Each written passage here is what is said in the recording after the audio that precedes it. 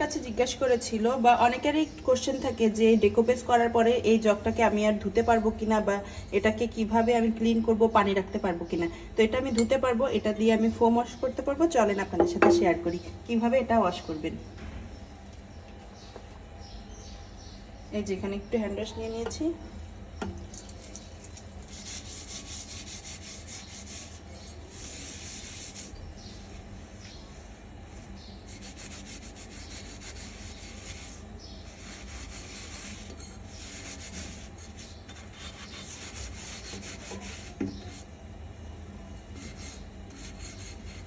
এই যে কোথাও থেকে কিন্তু কোনো রং উঠেনি বা কোনো কিছু পেপারও উঠবে না। এই যে